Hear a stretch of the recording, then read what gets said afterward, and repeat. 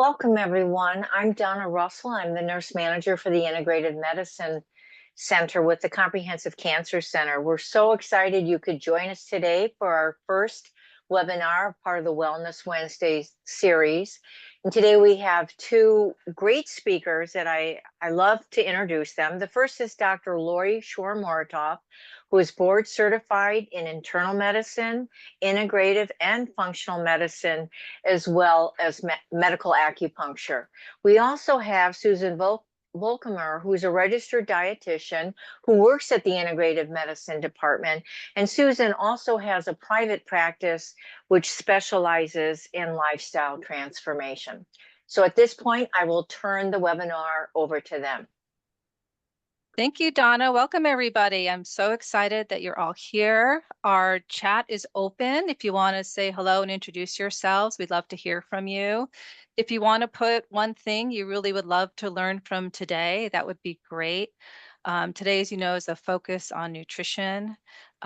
We also have a Q&A box, and the Q&A box will be open during the whole presentation.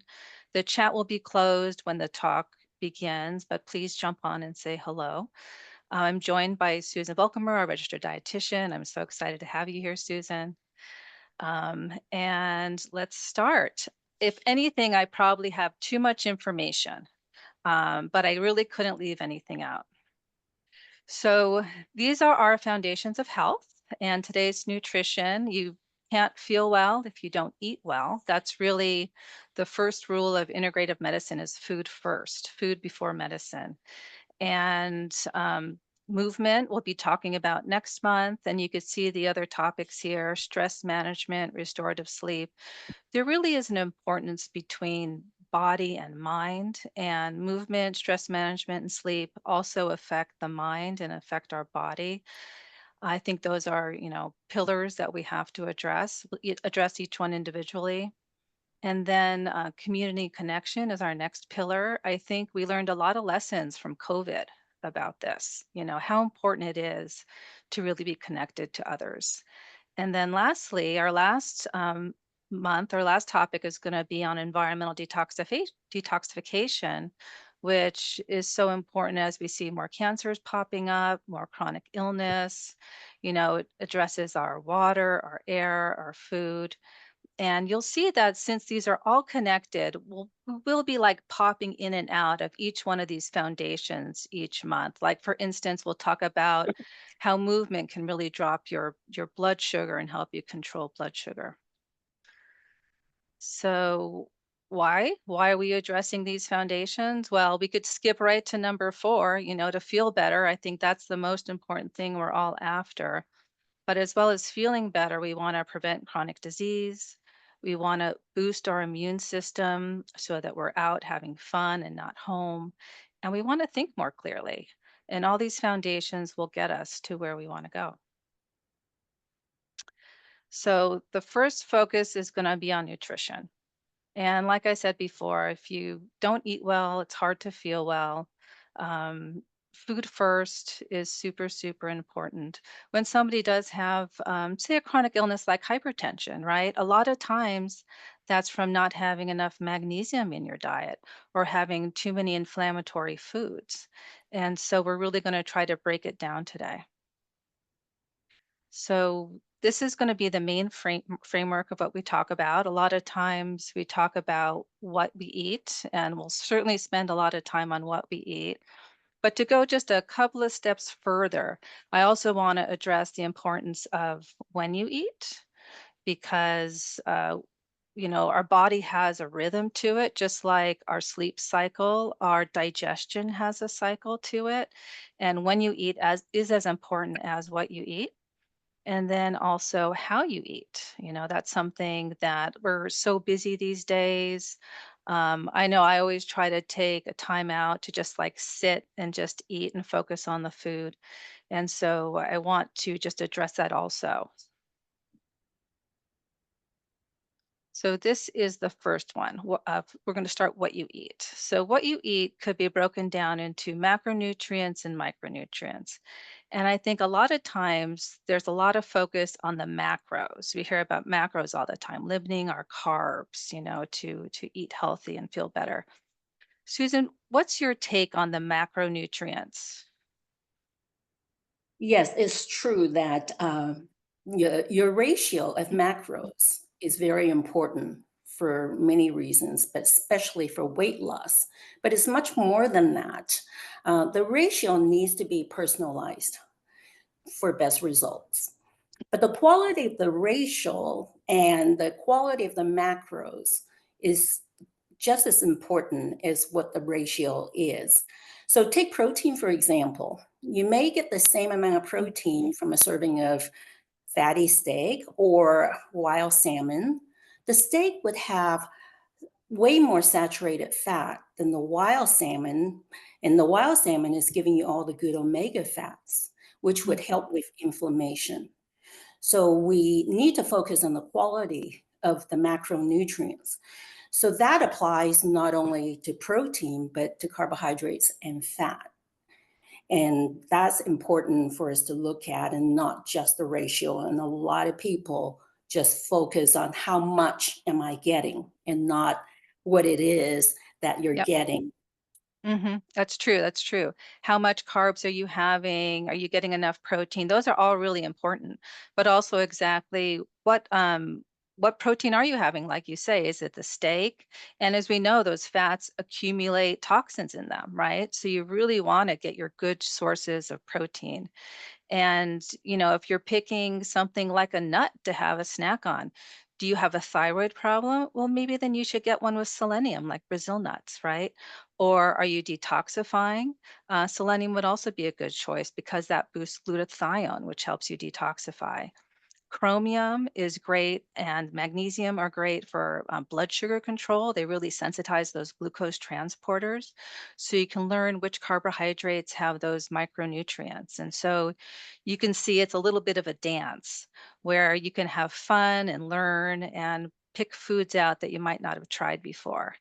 And I think that's where the joy of eating can come. And, there's sometimes not focusing on the rules of counting your carbs, but having more fun and adding, right? I'm going to try this and adding instead of taking away. Absolutely. And I think you make the good point of how complex it can be. Hmm. And it's interplay of all of the nutrients that are in the macros. And I know you're going to talk more about that, the micronutrients. Yes, for sure.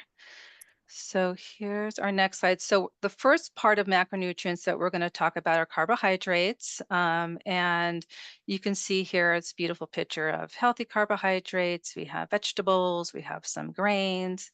And the interesting thing about carbohydrates is this: not all carbohydrates are the same.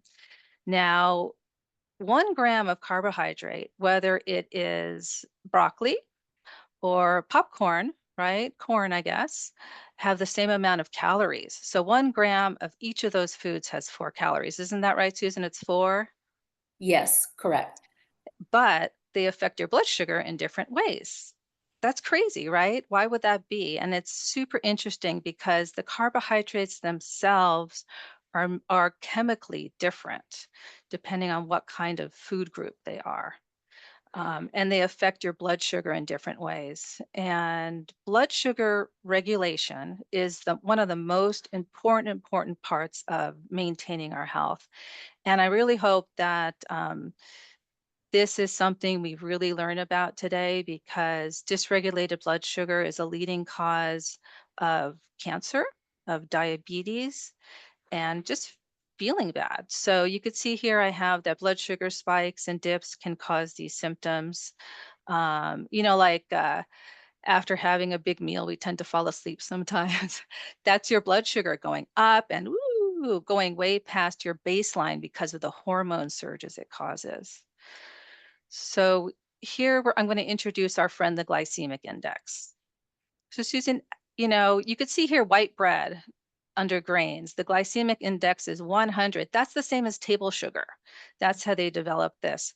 How do you usually coach your clients on the glycemic index? Well, education is so important to know what foods are high in glycemic index and what foods are low in glycemic index. But I try to go beyond that because most of us eat a mixed meal. So we wouldn't just have one food. If we did, it would be easy to say, okay, this food affects our blood sugar. And there is also an individual response to the food. But if you have a mixed meal, it's going to alter the impact on your blood sugar. So I try to coach them to balance the entire meal so that they can eat foods they like, um, to prevent the sugar spikes rather than say, oh, I can't eat this food at all because it's high in glycemic index. But how do you balance that out in the whole meal? And there are other factors in the meal that affect blood sugar. And I believe you're going to talk more about what those other factors are a little later That in the that's presentation. right. That's right. I love that. I love the idea of adding instead of taking away. You Mhm. want a piece of white bread? Put something on it that's full of fat and fiber, and we'll get into that, like a nice healthy nut butter, or a piece of protein. So the glycemic index is a guide, and you certainly can make choices here to have, whole wheat bread versus white bread or quinoa, instead of rice. Those are all really healthy choices. And I think it's valuable to know about the glycemic index, but it's only part of the puzzle, right? Yes, and I think that will help you decide. And I think your example is excellent. For some of our patients, they're not gonna eat whole wheat bread, but what can you put on the white bread to change the impact on your blood sugar? So Mhm. we certainly take all their food preferences in consideration when we modify the diet. So if you are educated about the impact on your blood sugar, then you can create better meals that would have less impact in your blood sugar. Perfect. So here's an example. So this is a graph, a blood sugar graph, okay? And some of you might be familiar with continuous glucose monitors. This is a graph from one of those, and it shows the difference in blood sugar. So the red line is what happens to your blood sugar when you have 20 grams of potato, which is high in glycemic index, versus a food that's lower, like broccoli. And you could see quite clearly this is the same amount, 20 grams of each carbohydrate, but one really affects your blood sugar in a way that not only peaks, right? That's a mountain I wouldn't want to climb. That's pretty high. Um, and then it goes below the baseline, right? So you could see how it goes way up and then down, down, down, down below where you started. And that's what makes you super tired. So this is causing inflammation when your blood sugar is high and then fatigue when it's low. And we want to try to avoid that to stay productive and stay healthy. Whereas you could see the 20 grams of broccoli, which is lower in glycemic index, just has that nice gentle rolling hill, and it returns to baseline. And that's going to give you energy, and then you're going to feel better. If you do wear a CGM, and we'll talk about continuous glucose monitors a little bit more, I really like when you have a meal for that increase to go up by around 30 points, right? And that's where you get to play with your food and to see how to accomplish that. Okay, now why does it matter? This is another thing that sort of blew my mind, besides that carbohydrates are different, is you can't burn both sugar and fat. You only burn one. So if your goal is to lose weight, sometimes the calories isn't what matters. It always does matter how many calories you have, but it's the types of calories. If you're having, the calories where it's a high glycemic index, unbalanced meals, and your blood sugars are dysregulated, you're going to be burning the sugar instead of fat. And so this leads to, weight loss resistance. And we'll be talking about weight loss resistance. Sometimes you feel like you're in your calorie goal, you're doing everything right. Why aren't I losing weight? And blood sugar dysregulation is one of the leading causes of that. And of course, it also causes, as I mentioned before, the inflammatory illnesses, diabetes, cancer, cardiovascular disease, which we don't want. Now, I think this is super important. I use this every day, my why, because I can't tell you how many times I say, I don't want that. because I want to feel good. I want to sleep well. And it really helps. It really helps me finding my why. Why do I want to control my blood sugar? Why do I want to say no to that piece of chocolate today, right? I can always have it tomorrow, but why am I saying no today? And these might not be your finding your whys, but I think it's important to think about every time we do a lifestyle change, whether it's changing what we eat, changing how we move. Um, you want to think, why am I doing this? Why is it important? And sometimes the goal of losing weight, which is, a great goal to have if you need to or want to, but sometimes that might not be enough, right? Maybe you need something deeper. What do you think about that, Susan? I'm really glad you included this in your presentation because the health journey is Mhm. long and it can be challenging sometimes. And if you don't keep your why in focus, it's very easy to get off the path when it gets bumpy. So your whys will keep you motivated on your health journey when it gets rough. I often use this in my counseling with the patients. Make a list of your whys. You may have short-term whys, medium-term whys, and long-term whys, and they're very personalized, as you Mhm. pointed out. And make a list and keep that visible and use that to inspire yourself when you're having a tough day. It helps you to make the decision. Do you really want to choose the food that you're tempted to choose? And when you're resisting it, the why can help you make better choices. So it definitely is important to use it to inspire yourself and make the choices that you need to help you get to your destination. I like that. And they can even become a mantra, right? I remember I used to have the mantra, girls just want to have fun, which always makes me think of Cyndi Lauper.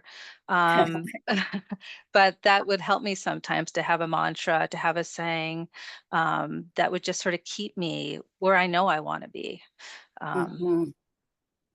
Yes, for sure.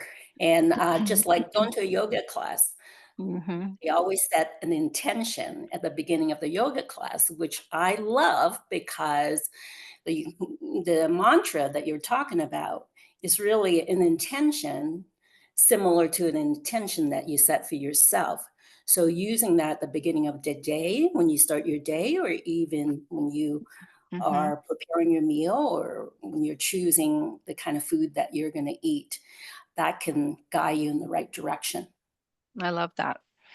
So this next slide is how we're going to balance our blood sugar. How are some certain tools that we can use to bring that curve down from our peaks to our rolling hills, and adding protein, fat, and fiber to your carbohydrate of choice can be great tools.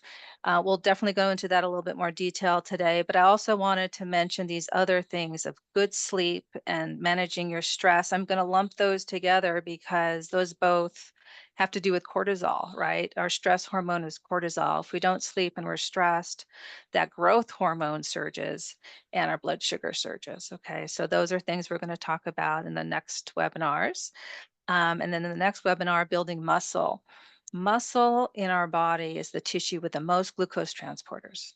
Okay, so building muscle really helps. And going for a walk after you eat can really help bring that blood sugar down.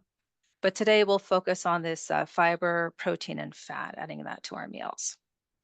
So fiber, fiber, fiber, fiber, fiber, fiber. Fiber is great. Fiber lowers your blood sugar, it lowers your cholesterol, and it reduces your cancer risk. So especially colon cancer, I think we'd all be like, yeah, of course, colon cancer is to increase our, but breast cancer too. Fiber detoxifies estrogen. So fiber is super important, and 30 grams a day. Susan, help us get there. What do you do? Well, I think our patients who are on the webinar have definitely heard us talk about increasing fiber. It's not easy to get 30 grams of fiber a day. It's something that we continue to work on, even for myself. So I think there's so many ways that you can add fiber, but if I were to give one tip, I would suggest dividing up your 30 grams of fiber throughout the day so you don't feel overwhelmed. How do you get 30 grams? Or at the end of the day, well, I've only gotten, or worse yet, there are days maybe you didn't get any fiber, but it's hard to really catch up at the end of the day. So I would recommend dividing it up in 10 grams of fiber per meal. Mhm. So that is more doable. So I'll use breakfast as an example. Adding a tablespoon of flaxseed or flaxseed meal and chia seeds to, say, steel cut oatmeal with half Mhm. a cup of berries would get you over 10 grams of fiber. You just using what you have here in the pictures, but there's so many other ways that we can bump fiber up. Um, you can also add fiber to smoothie. You can add fiber to your meal. So another trick you can do, and I often try to do that for those patients that like to have smoothie, because that may or may not be a preference for someone. Then, you know, look at the ingredients that they put into their smoothie. I have a smoothie recipe that gives you 13 grams of fiber. Wow. And yeah, and you think, well, that's liquid. How do you get 30 grams of fiber? Well, it's doable. So it's something that you need to be consciously looking at. But the first thing is look at how you can divide that up throughout the day. I think that's really good. And I do keep just, a jar of the flaxseed and the chia seeds right next to my blender, just so it's super easy to throw that in. Um, Mhm. and then flax seeds, is great for estrogen detoxification as well. Um, I love that tip. Yeah, and I'll give more examples when we look at our case study, Okay, and great. I'll be more Perfect. specific to the foods that someone might eat. Perfect. Before we leave carbohydrates, I wanted to mention two special things about carbohydrates. The first one is resistant starch. Now, resistant starch is delicious food. Look at this. And potatoes, rice. I'm telling you to eat potatoes and rice. What's going on?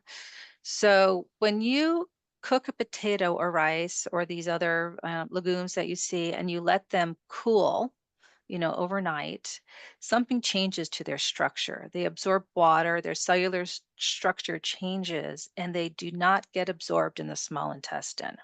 They go right to the colon where they feed your microbiome. And so these resistant starches tend not to raise your blood sugar, but they feed and fuel your microbiome that in turn feeds you and makes you healthy. So you can think of adding these, like I make a big pot of rice, and I let it cool, and then it's just in the fridge and I reheat it. And there's like little tips and tricks you can learn there. The other thing I wanted to mention just briefly was sweeteners, because these are a big thing. And the big takeaway is just because something has 0 calories, it can still raise your blood sugar, it can raise your insulin, which is a little bit of a mind game to get across. So these ones on the top can definitely raise your blood sugar. They've been shown to do so. That sweet taste will do it.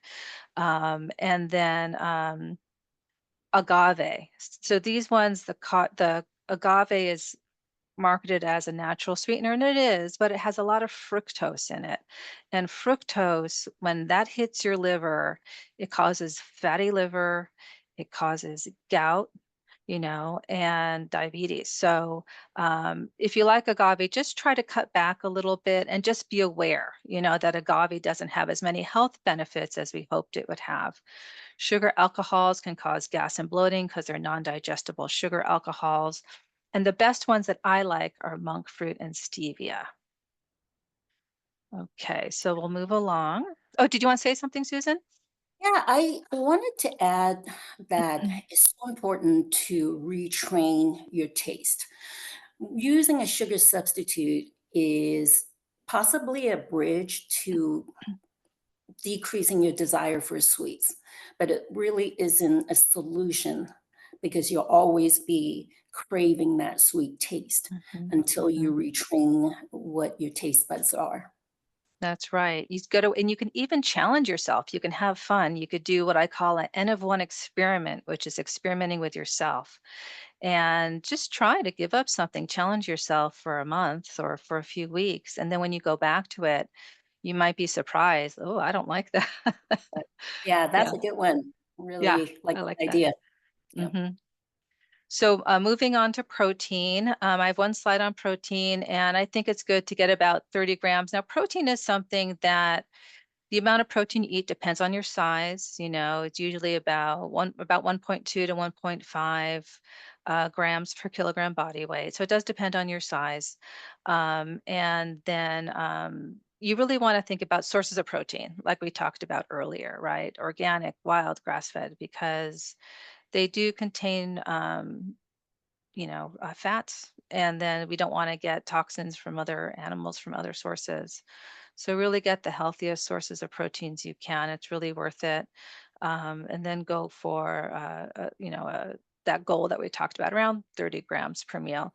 And you'll see adding protein can really help. It secretes a hormone called glucagon that counteracts insulin. And so it really does help control your blood sugar. The next one is fats. Every day in the clinic, I hear another practitioner talk about seed oils and gotta avoid seed oils. And that's 100% true. Seed oils are inflammatory, they increase aging, they're processed at very high heats, and they use chemical solvents to strip the oils out of these seeds. And Susan, what's your tip here about avoiding these unhealthy fats? Well, it is kind of scary how they make seed oils. So you do want to avoid them. And the greatest sources of seed oils and refined oils in our diet come from restaurant meals, packaged foods, and prepared foods. So when you buy something, you think, oh, it's freshly prepared. Well, it depends how they prepare that food. But if you eat out in restaurants a lot, it's going to be very high in refined oils because they're also the cheapest oil that Yeah. you can get. And that's what, restaurants and manufactured foods would use. I would recommend cooking majority of your own food. And I coach my patients a lot on that because that is a good way to have some control over your food and control over the types of oil you use. I have a guide, a cooking oil guide. hmm So I often use that to help patients select the best oil. So if you are interested in having a cooking oil guide, you can send me a request on my website, healthydigs.com. I can drop that in the chat. Is the chat still open or should I drop that in the Q&A, Dr. Mortua? I actually have a slide at the end with resources that has Okay, healthydigs.com because it is such a okay, great resources. Although Sean tells it's open, so you can also put it there if you want. okay. But yeah, I try to cook more. We have one night a week that's takeout night. But I find that that's all. That's all we want to do. We much rather make our own food because I just sometimes feel sick after I get takeout. So thank you for that. And then moving to healthy fats, these are our healthy fats. Look how beautiful those look. So, we do get fats from food, avocado and salmon. But then if for cooking, right? So extra virgin olive oil for low temperature cooking, sautéing. And I learned this from Susan many years ago, actually, getting it in a dark bottle, protecting it from the sun. And then for high temperature cooking, avocado, coconut oil, right, Susan? Those what you like to do high temperature cooking with? Yeah, avocado oil is excellent for that. And coconut oil is a good option, but it is higher in saturated fat. I use olive oil whenever possible. I even make muffins with olive oil. I know it can have a stronger taste, but Mm-hmm. you can get lighter olive oil, and that would be a good choice. But in this cooking guide, it lists all the oils and what to use for what you're making. But I think, olive oil is king. Yes, I love that. Yeah, it's tasty, And right? yeah, yeah, it's great. And then you mentioned coconut oil, so I advanced the slide. Coconut oil is high in saturated fat, so for people that have cholesterol issues, you just want to watch that. But it is a healthy fat. And then another key point is fats have a lot of calories. I mentioned that carbs have 4 calories per gram, fats have 9, right, Susan? 9 calories per gram, Yes, I think. always So you just just concentrate. Yeah. it's concentrated. So you just want to watch the portions. Okay, let's go to a patient case real quick. So it's always good to just put our words into action a little bit and see how we can change things. So someone's, I can't lose weight and I'm tired. And I say, oh, what's going on? What are you eating? And what do you think of this diet, Susan? These food choices, I should say. Right. Well, there are a few things that I would advise the patient who's eating this way. This diet is high in sugar, low in fiber, as we were talking about, and it doesn't have enough nutrients. So, starting with breakfast, I would suggest changing the smoothie recipe, as we were talking about. Adding a source of protein and fiber would help with monitoring or regulating the blood sugar. I would add a source of protein, fiber, reduce the amount of juice that is used in the smoothie. You can also increase the fiber at lunch and dinner. You've got some Mm-hmm. examples there, like Yep. using whole wheat bread, artichoke spread. Another couple other things you can do if you really like the tuna sandwich, you can add slices of avocado, shredded carrots. That would add fiber and flavor to your Yeah. sandwich. Yeah. Uh, Yum. yeah, one way, and I love this recipe that I have, is a no tuna salad, which uses chickpeas, mashed chickpeas, and it just makes a delicious mock tuna salad. That's 9 grams of fiber in that, That's good. and whereas That's great. wouldn't give you any fiber at all.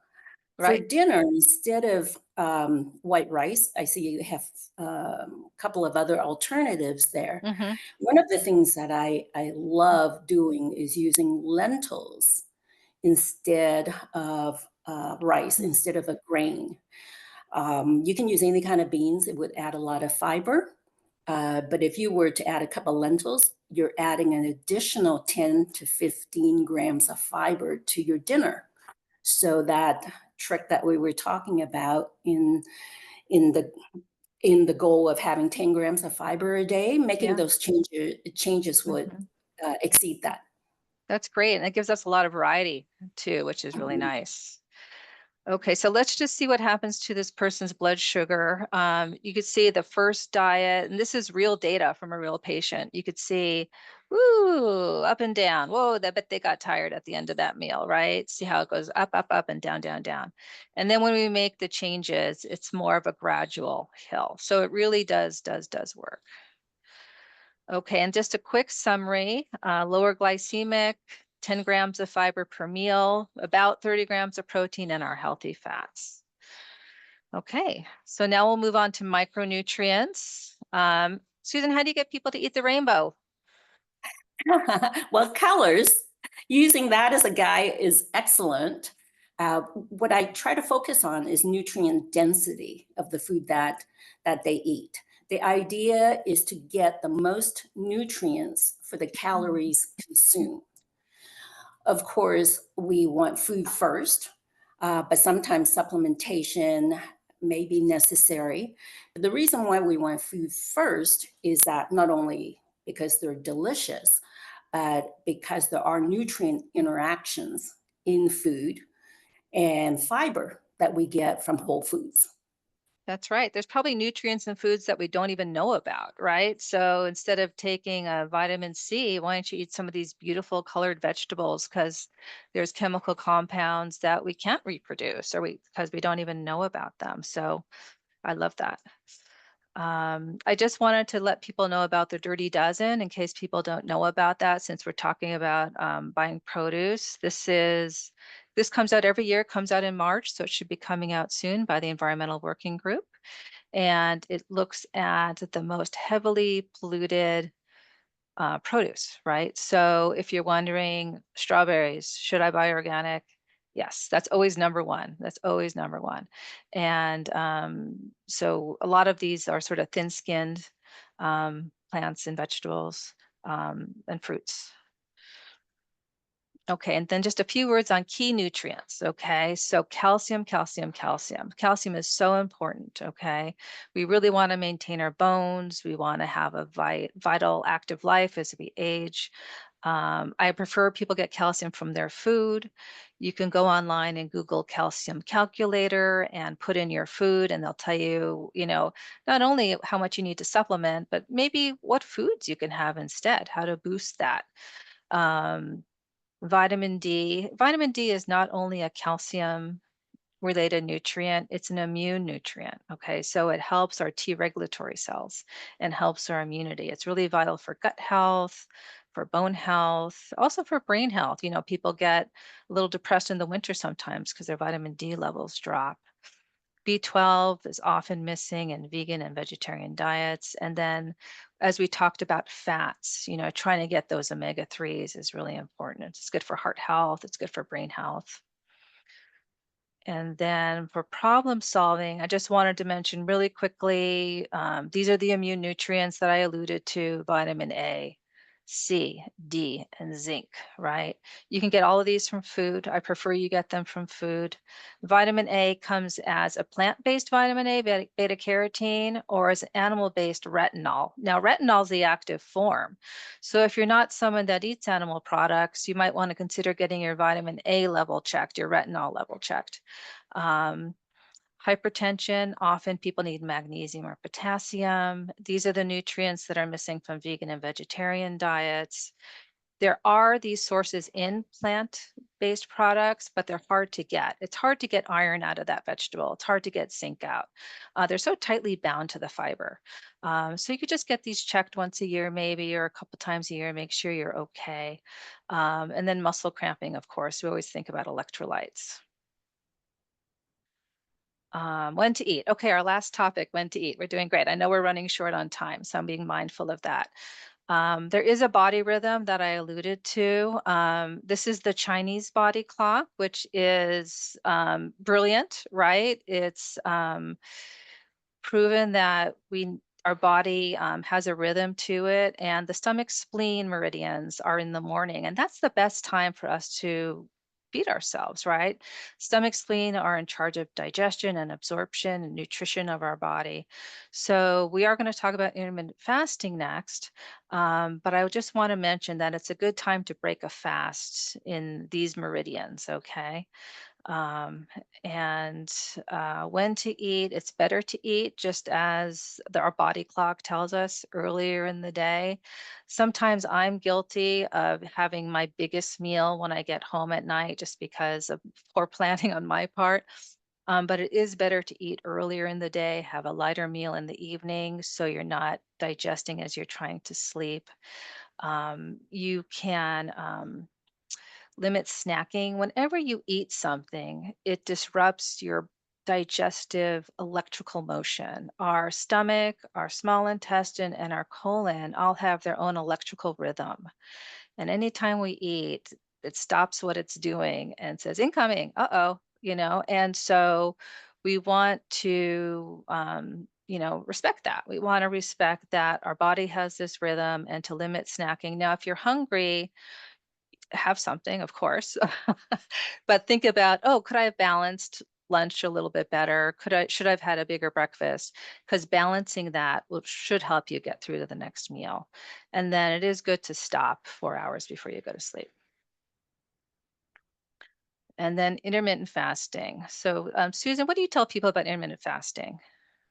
Well, it's very helpful when you're trying to lose weight to have different tools.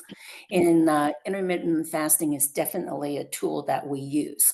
It depends on what the person's pattern is. So there's not one program that works for everyone. But certainly the starting point is just not eating 4 hours before you go to bed, Mhm, and try to limit your eating to a 14-hour window if possible, mhm. and gradually, reduce that window of eating. So there are so many different protocols for intermittent fasting, but definitely Yes. works for some people. Yeah, it's very good. If you do have blood sugar dysregulation issues, it might be hard to start because your insulin might be so high that you have hypoglycemia when you start to do intermittent fasting. But you can get there. It just takes, a little guidance, a little help, which we're happy to do. And then, but overall, it can be really good to help with cellular repair. And then the other thing I just wanted to mention was hydrating, right? Sometimes we're actually thirsty, we're not hungry. And so just be mindful to say, oh, maybe I'm thirsty. Am I hungry? And, to reach for something to drink. 2 liters a day is about, depends on the person, but just make sure that you ask yourself that question. And then the last thing, which is sort of fun, and I love these pictures just to end with something fun to look at is all about digestion, right? So, like I mentioned before, there's an electrical motion to our digestive tract. And, the first part of digestion is chewing. It's chewing. There's amylase in our saliva. We have to chew the food into small parts. So, it's really good to be mindful about chewing and relaxing. When you're relaxed, your stomach secretes more acid and it helps with bile flow. So you really want to prepare yourself, almost like a ritual. You could take a couple of breaths, relax, say, I'm going to eat now. This is going to be awesome. Chew your food really well, and then limiting the amount of fluid you have so that you don't dilute your digestive enzymes. This is what we do here at our clinic. We deal with the obstacles to wellness. We definitely talked about, blood sugar dysregulation, which causes chronic inflammation, and some of these topics today. We'll address more of them as the months go on. These are some resources. The slides will be available later since I'm going a little bit fast now. Um, but I just wanted to mention there's Healthy Digs, which is Susan's site. Med Chefs is great for recipes and mind-body connection. Hello Lingo, I have no financial interest in any of these products I'm promoting. Hello Lingo is one that supplies a continuous glucose monitor for you. I find it to be a good price. For 2 months it's about $80, $69, something like that. And they give you some coaching. So that's something that good resource. Okay, questions. I'm sorry I took too long. I really apologize. Dr. Short, there are Yeah. only a few questions, and I think the first one is about the glucose monitoring. Okay. Yeah, Yeah, so for a question. glucose monitor, for sure, you can get it at your primary care doctor's office, ask them about it. I think that's a great resource. But hellolingo.com is also a really good source and has coaching attached to it.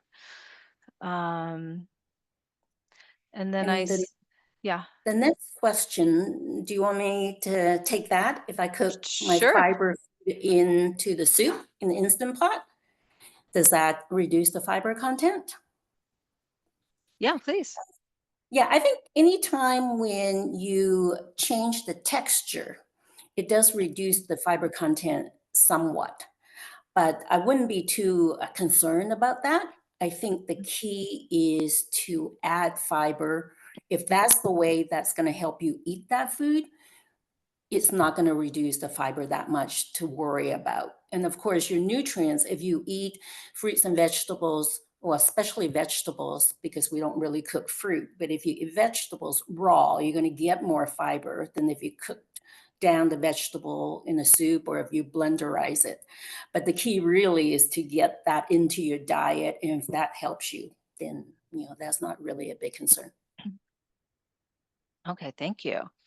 And then I see there was a question about B12 and whether it should be taken with its friends. Yes, I love that. So B12 is part of B complex, right? And it's called B complex because they work together, right? So B1, B2, it's all involved in methylation, detoxification. And so if you do have a B12 deficiency, when you replace that B12, it's going to need more of its friends, right? So I usually will have people take both a low dose B complex and a B12 sublingual lozenge. So yeah, that's a great question. The slides will be available, and this thing is going to be recorded. This video is going to be recorded, so that will be available to you. And then I think I saw a question on the Oh, what chat. type of Oil. oil? Once you had Yeah, answered that right. one. Baking? Uh-huh. Yes. Like I said earlier, I would use olive oil whenever possible. If the heat is over 400 degrees, then avocado would be a more suitable oil. There's a little bit of conflicting information about how high would denature the oil. The problem is that if your heat is too high for the oil, it can oxidize the oil, and that's when it becomes unhealthy for you. I have that all spelled out in the cooking oil guide. If you just send me on my website, there's a contact form. So if you send that to me, I'll email it out to you.